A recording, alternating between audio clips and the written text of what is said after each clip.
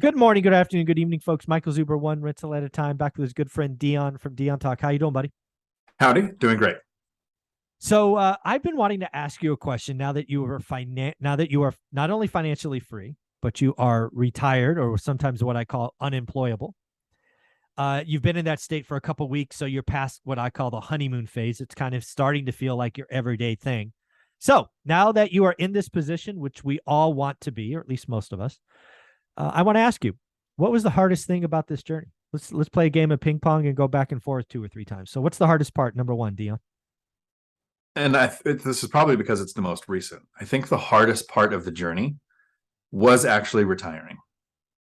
And it was because I was unfortunate. There are some people who are very fortunate and they hate their job. Like they just can't stand getting out of bed on Monday. They post the thing, TGIF, crap, tomorrow's Monday. A very easy decision for them. Yeah. I don't have to work. I'm out of here. I think the hardest decision for me was for 4 years, I didn't have to work, but I really liked the job. Eventually, I had to decide, like actually make the decision. Time freedom Yes. beats out, even though I liked it, loved it, it's a job. Yeah, that's a good one, folks. You're gonna have to go back and listen to that again, right? You're lucky if you hate your job. You love your job, it's hard. That's interesting. The first one for me is, at least in my case, my journey was 12, 13, 14 years. It wasn't 8.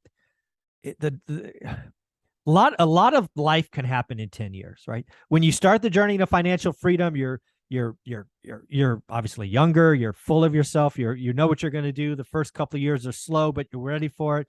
And then it gets to year 3 and year 4, and it's still freaking slow. And you don't really see the recycling capital and the momentum building. It's just this little drip. You're like, okay, great. I got 8 homes after 3 years or 3.5 years. It's a couple of $1,000. It's so what, right? It's for me, there was this moment. I think I wrote about it in the book. I've certainly talked about it a couple of times. I think it was about year 7 or year 8. We had a decent amount of units at that point, but I had to physically pull my car over after attending another housewarming party, this time a direct report. So this person reported to me. They had a bigger house, nicer house, bigger part of town, big backyard. My daughter never had a backyard. We were always in a condo or an apartment. We never had a backyard. And I remember pulling over and just losing my shit. I can still feel that kind of having to pull over on 237 going, Olivia, you got to drive home. So there will be, at least I hope it doesn't happen to you, but I want people to be prepared. There will be a point in the journey where, frankly, you are very, very close to getting done. Like at year 8, we were like, I didn't know it, but we were like 2 short years away from just explosive growth. And the worst thing I could have done is threw my hands in the air. Okay, we're done. And we're going to go buy a big house. Because we could have sold half our portfolio.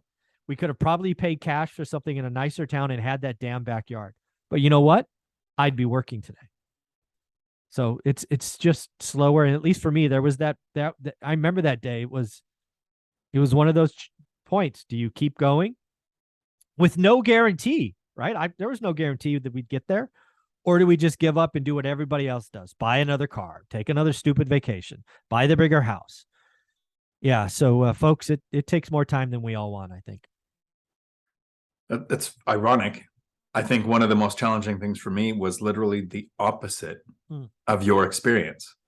Pulling over thinking that person who's working for me has the nicer house, probably the nicer car, the better vacation, the whatever. So I was the president of the CDL school. I was slowly demoted to that, instructor, lead instructor, like campus manager, president. So it was like there was an evolution to it. And I was trying to share with people, I'm on the path to financial freedom, independence at the time. I didn't get that there was a difference. And I was trying to share it with everyone. If you buy a rental every couple of years, in a few years, you won't need a job. And I have staff, and I don't want to ever name anybody by name, but Ashley, who just bought like a $700 and something thousand newer house. It was the built house in an area where it was the show house. And so the other ones are still being constructed. sea-doos, vacations. So the challenging part for me was trying to share, here's how money works. And had you delayed that a couple of years, you bought a duplex or a duplex and then the house, maybe, you'd have a unit paying for your house, financially free in 10 years. The corporate side, this is the difference, is so the direct reporting, since you're the president, everyone direct reports basically, except for the owners. You bought the big, huge house. Great. Would you like some overtime? Because you can benefit the company. You can't quit. You can't going to change jobs. Oh, you bought some sea-doos. That's awesome. How about some more overtime? Like, you're not going to take more than your vacation time off. So it sucked because I'm trying to share the information. That was the one thing that the owners of the company said when I retired. They said, that's awesome. Could you maybe stop teaching people they don't need to work for us? But no one's listening. Just two guys in 10 years, two people have listened to me out of all the people that have ever worked there. Everyone else is doing that thing. Big, nice house, nice cars, multiple nice cars, camper, RV, sea-doos. They will work until they die. Yeah. Well, it's funny. One of my earliest memories in my sales career. So when I moved from an accountant to a pre-sales person, ultimately sales, one of my first early memories, I'm just an individual contributor, nobody. I remember overhearing a VP and a district manager talk about one of the reps who had a great year. I think it might have been the best. I think he might have been the number one rep in the company. And they both were celebrating that he bought his and hers 740 BMWs. Because again, he spent his money, it was gone, and now he signed these big old lease payments, so he has to keep hustling. They're like, yeah, he's got to keep working his ass off. I'm like, oh, that's like mean. What are you doing? What is that? I felt split. I'm like, I'm sharing the information, but I'm going to benefit from you not listening. Yeah. I guess the next thing, again, this is a superpower of me. Frankly, it was easy for me, hence the superpower. But having talked to people for 20 some odd years and get them to do just step 1 and step 2 of my 7 rules, it's hard. Focus. Everybody wants the easy button. They want to bounce around. I can't tell you how many people I've met at real estate meetups, and I meet them 2 years later. They're doing something, they still have 0 and they're on to the next thing. Folks, focus and daily discipline. One rental at a time is a process, framework, all of that. So it is that simple. Focus, daily discipline, learn, average, only write great deals. Been doing it for 20 years. It works. It works in every market. Some markets better than others, but it works in all markets. If I'm lucky at all, it is that is my superpower, that to be able to focus and execute daily.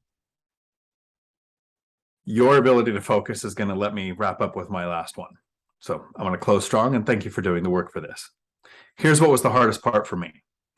Laid off 2008, start working 2009, start saving 2010, start investing 2012. But Mike put together all the things that I've lived through, the same things you've lived through in the last 10 years that we're living through now. Every single year, there was a reason why investing was a mistake. So I'm just starting out, and in 2012, shadow inventory is going to cause a crash. Don't buy now because next year it'll be worth less. 2013, raising rates increases inventory. So don't buy now, prices are going to come down. 2014, demand is going to drop by 20%. These are all the news stories we were getting. Each one of these years that I was working towards financial freedom, like right now, it's 2022, and you are hearing, and wait till you hear the 2022 problem. 2015, the silver tsunami. The baby boomers are going to start downsizing. So don't buy now, you have to wait. 2016, manufacturing recession, stocks dropped 15%. And anytime there's an impact to stocks, real estate follows. So don't buy now because prices are going to come down.